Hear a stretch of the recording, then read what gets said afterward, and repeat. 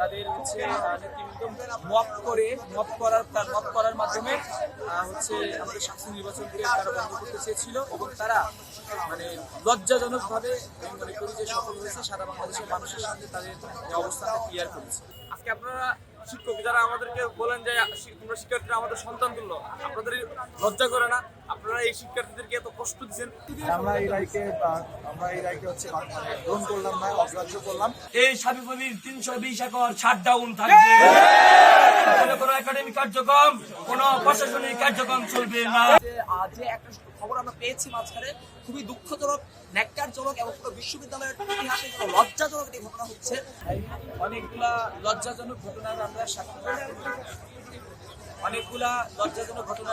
হয়েছি ইতিমধ্যে। নাম্বার 1 হচ্ছে যেটি এইমাত্র ঘটলো যে 4 সপ্তাহের জন্য আমাদের শাস্তি নির্বাচনকে স্টে করা হয়েছে। এর আগে আমাদের নির্বাচন কমিশন থেকে 8 জন বিএনপিপন্থী নির্বাচন কমিশনার যারা ছিলেন তারা পদত্যাগ করেছেন। তার আগে আমাদের হচ্ছে আপনারা দেখছেন যে গতকালকে ছাত্র দলের কেন্দ্রীয় সভাপতির নেতৃত্বে ওদের স্বপ্ন পূরণে পাশে থাকতে পেরে আমরা গর্বিত। তাদের হচ্ছে নেতৃবৃন্দ মপ করার মাধ্যমে হচ্ছে আমাদের শাস্তি নির্বাচনকে তারা বন্ধ করতে চেয়েছিল এবং তারা মানে লজ্জাজনকভাবে আমি মনে করি যে সফল হয়েছে। সারা বাংলাদেশের মানুষের সামনে তাদের অবস্থানটা ক্লিয়ার করেছে। আর এই মুহূর্তে আমরা তো আইনের প্রতি শ্রদ্ধাশীল।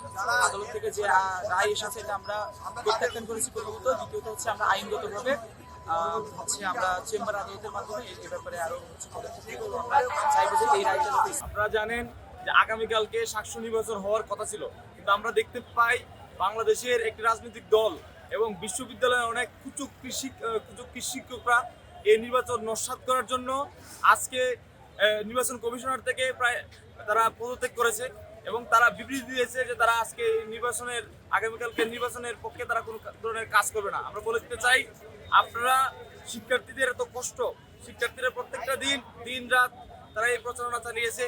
তারা রাতে 2 ঘন্টা ঘুমিয়ে কাটাইছে এবং তারা টিউশন থেকে অগ্রিম বেতন নিছে। 2 মাসের 3 মাসের বেতন নিয়ে তারা এই নির্বাচনী প্রচারণা চালাইছে। আবার আমরা দেখছি যে অনেকে দাঁড় দেনা করছে এই নির্বাচনের জন্য।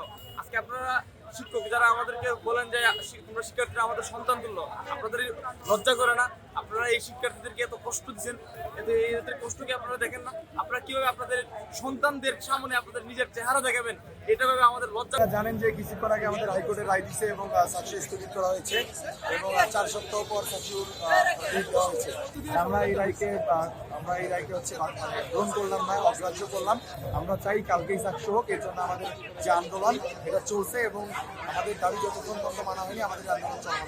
বলছি, যদি না শাকসুর ঘোষণা না আসে তাহলে আমরা এই রেজিস্টার বিল্ডিং এ তালা খুলবো না। এখানে যে বিসি ফবিসি কেদার সহ প্রশাসনের লোকেরা আছে তারা সেখানে শাকসু নেওয়া পর্যন্ত সেখানে অবরুদ্ধ থাকবে।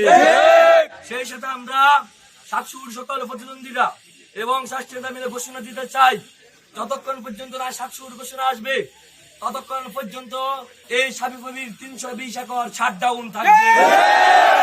কোনো একাডেমিক কার্যক্রম, কোনো প্রশাসনিক কার্যক্রম চলবে না। এবং সেই সাথে আমরা ঘোষণা দিচ্ছি, শাকসুর সিদ্ধান্ত একমাত্র নেওয়ার দায়িত্ব শাস্ত্রীয়দের। আমার ম্যান্ডেট, আমার নির্বাচনী ম্যান্ডেট, আমার ব্যক্তিগত অবস্থান এবং আমাদের প্যানেলের সামগ্রিক অবস্থান সব একই জায়গাতে মিলে যাচ্ছে। আর সেটি হচ্ছে বিষয়টাকে শাকসুর পক্ষে সর্বাত্মক আন্দোলন সংগ্রামে একত্রিত হয়ে সকল সাস্টেনকে একত্রিত করে আন্দোলন সংগ্রামে অব্যাহত থাকা। তারই ধারাবাহিকতায় আমরা আজকে প্রথমে রেজিস্ট্রার উপরে তালা দেওয়ার কর্মসূচি নিয়েছি এবং রেজিস্ট্রার উপর থেকে তালা দেওয়ার কর্মসূচি পালন করা হয়েছে।